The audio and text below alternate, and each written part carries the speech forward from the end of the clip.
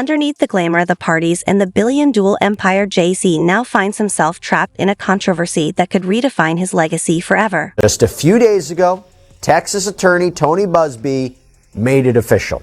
He filed an amended complaint on behalf of a Jane Doe who says that she was raped by Combs and Carter when she was just 13 years old, that this happened at a VMA's after party back in 2000. Now, the original complaint mentioned Celebrity A and Celebrity B, a man and woman, as being present for and even Celebrity A participating in the alleged assault.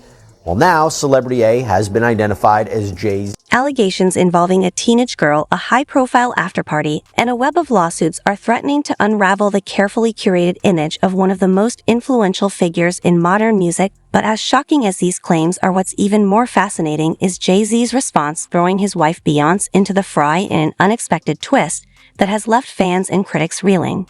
Staying on the offensive, going after not only the attorney who filed the rape lawsuit against him and Diddy, that would be Tony Busby, the attorney, but also the accuser. And he has filed a new motion this morning, which we're going to get to in a moment, but basically he wants to level the playing field with the accuser. But first, we got to start with this response that Jay-Z had to the allegation. Catch you up real quick if you hadn't heard, but a woman who had filed a lawsuit against Diddy back in October, alleging that he had raped her at a VMA after party in the year 2000 when she was only 13 years old. Right. Remember, this is when she allegedly was given a drink. She felt woozy, and there was Diddy, and there was a male celebrity who was unnamed at the time, and also a female celebrity. Well, that unnamed celebrity is now named. She refiled the lawsuit on Sunday. She and her attorney, Tony Busby, refiled it and named Jay-Z as that unnamed celebrity involved in the rape. Jay-Z's response is extraordinary in that, look, we've seen all these lawsuits against Diddy, dozens of them now at this point, and frequently his response has been to deny it, but to say nothing else. Jay-Z went way more than just denying it. He did do that, but then went directly after the attorney. Last night, Jay-Z released a rather lengthy statement pushing back on the allegations, saying in part, "My lawyer received a blackmail attempt called a demand letter from a lawyer named Tony Busby.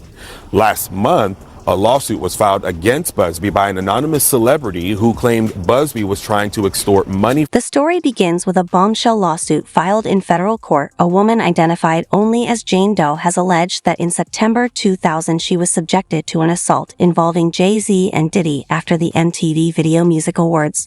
We've got some breaking news to get to. A civil lawsuit has been filed against Jay-Z, saying the rapper raped a 13-year-old girl back in 2000. The suit alleges that Jay-Z, whose real name is Sean Carter, raped the girl after the Video Music Awards alongside Sean Diddy Combs.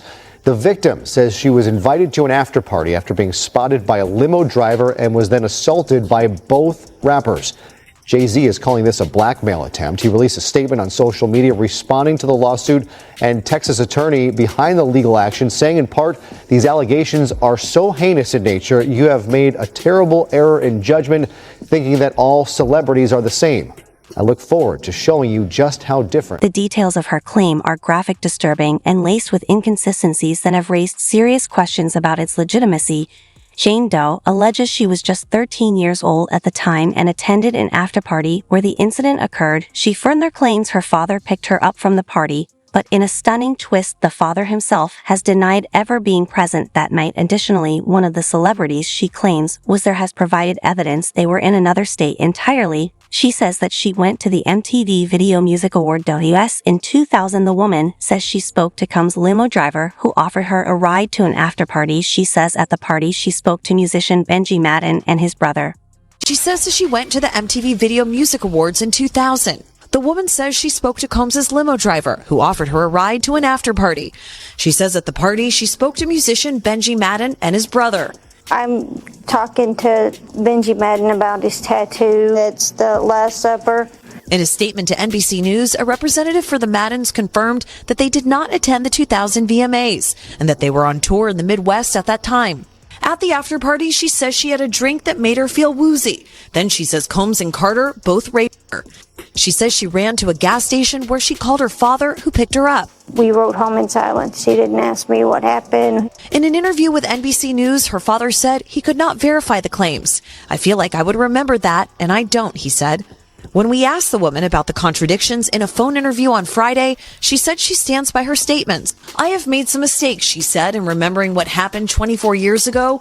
Honestly, what is the clearest is... In a statement to NBC News, a representative for the Maidens confirmed that they did not attend the 2000 Bass and that they were on tour in the Midwest at that time at the after party. She says she had a drink that made her feel woozy. Then she says Combs and Carter both raped. She says she ran to a gas station where she called her father, who picked her up. Part of his statement said, my lawyer received a blackmail attempt from a lawyer named Tony Busby. It made me want to expose you, Tony Busby, for the fraud you are in a very public fashion. So no, I will not give you one red penny. This lawyer, who I have done a bit of research on, seems to have a pattern of these types of theatrics. You claim to be a Marine. Marines are known for their valor. You have neither honor nor dignity. There were other shots at Tony Busby in his statement where he called him an ambulance chaser in a cheap suit. Yeah, I mean, the reality is, and if you've heard Tony Busby's name before, it's because he seems to always find his way. I'm not saying it's a bad thing, but he seems to always find his way into the big case, Charles, right? I mean, if it's Travis Scott, if it's Deshaun Watson, the NFL quarterback, he's always involved. So Jay-Z had that strong response. Yeah. Tony Busby isn't backing down, and in fact said that he denied that there was any extortion. He said, my client merely reached out and wanted to have a confidential mediation. Right. Now, I got to say, I don't know what that confidential mediation would be about other than money. Right. But his point is the letter itself did not make any request for money. Right, though I'm sure that was coming. He was referencing attorney Tony Busby, a figure who has become infamous for taking on high-profile cases and representing over 120 clients in various lawsuits against Diddy. The biggest secret in the entertainment industry that really wasn't a secret at all has finally been revealed to the world. The wall of silence has now been broken, and victims are coming forward. Our team has had at this point more than 3,285 individuals contact us with people claiming to have been victimized by Sean Combs. After vetting, we now represent 120 individuals who intend to bring civil claims in civil court against Sean Diddy Combs, as well as claims against many other individuals and entities that we will name as defendants as we file these individual cases.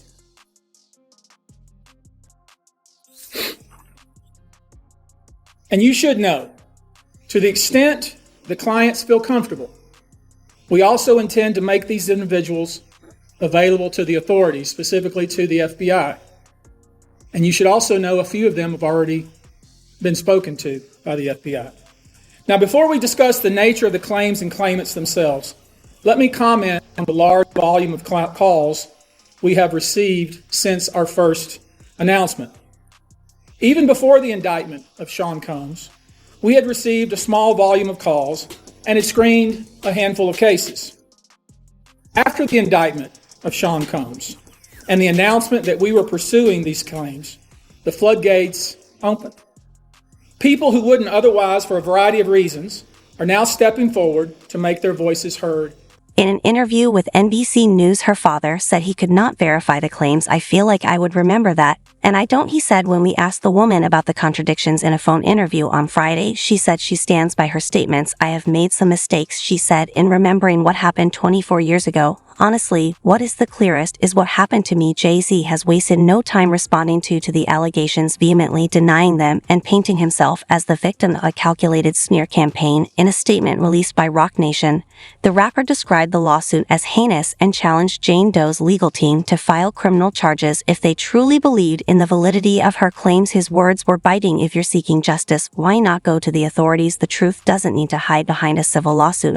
His response to this essentially claiming Busby is extorting him, calling him a lawyer, quote unquote, in quotation, saying he's a terrible person. How's Busby going to weather this?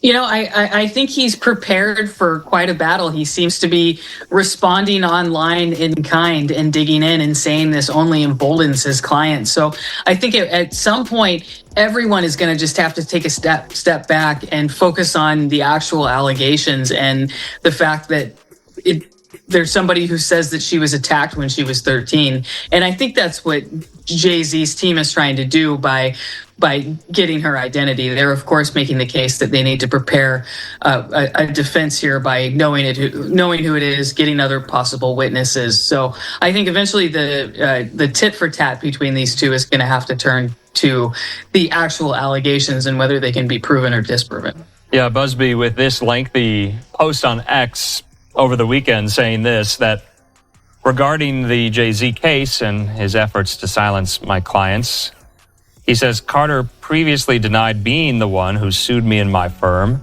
He filed his frivolous case under a pseudonym there.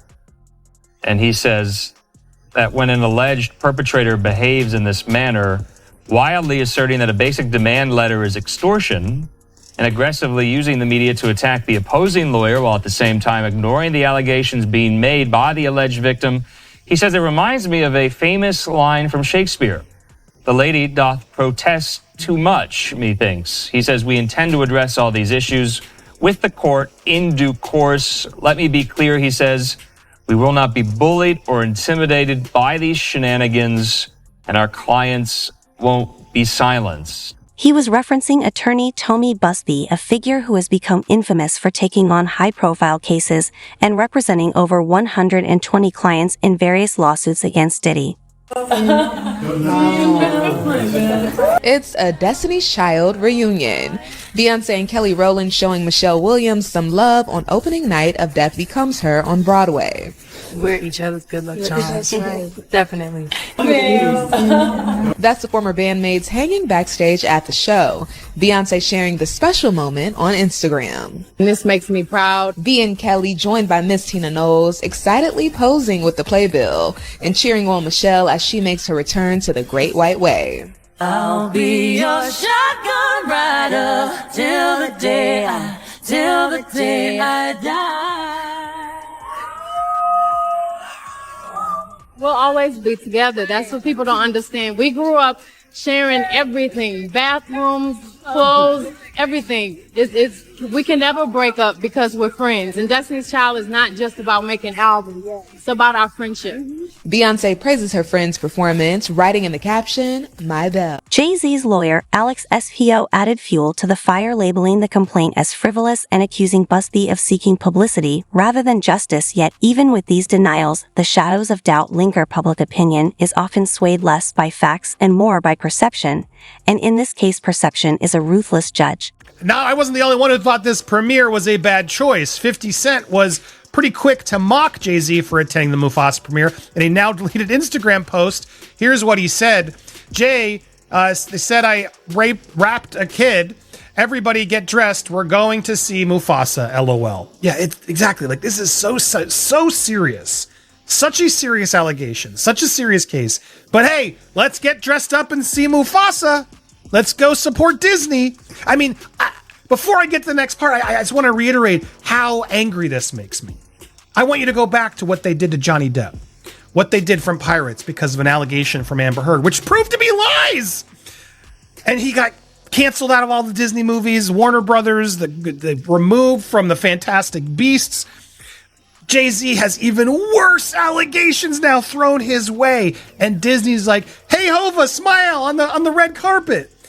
The hypocrisy over at Disney shows no bounds. Now, look, everyone innocent until proven guilty, but show the same energy to everybody, Disney, if you're going to be that specific. If you're going to do what you did to Johnny, Gina Carano, and others, my God, you better show it to everybody. And ask Jay-Z, listen, I'm not saying you're guilty, but maybe stay away from the red carpet today, as such a serious allegation is only going to create more drama.